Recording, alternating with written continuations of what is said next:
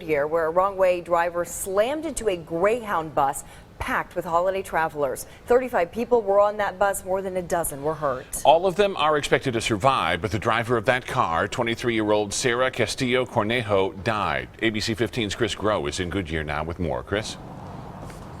Steve, it's yet another tragedy on our highways. I've talked to DPS, Greyhound, and finally the family all today, the family of the driver who was driving westbound in the eastbound lanes here on I-10 right here behind me, and they've got a message for all the people that were injured today.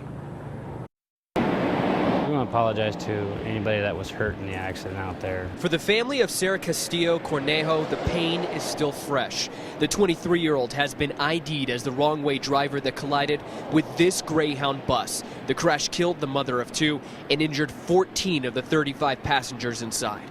Our greatest sympathy goes out to you, and I hope you have a fast recovery. DPS says impairment likely played a role in the crash. Didn't want to believe it.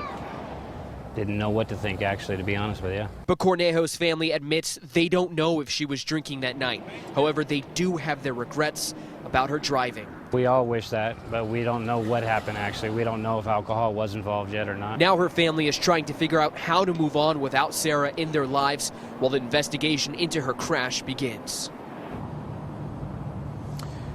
Now, we've talked to some of the local hospitals trying to keep track of all the 14 people who were transported to the hospital, and thankfully, some of them have already been released. Guys, back to you. Chris, thank you. We've told you how ADOT is looking at different ways to stop wrong-way drivers and put out warnings, from two-way road reflectors to bigger signs. ADOT is also testing sensors, which will warn troopers when someone gets on the road, going the wrong way, of course. Some have suggested one-way stop sticks, like you sometimes see in car rental lots.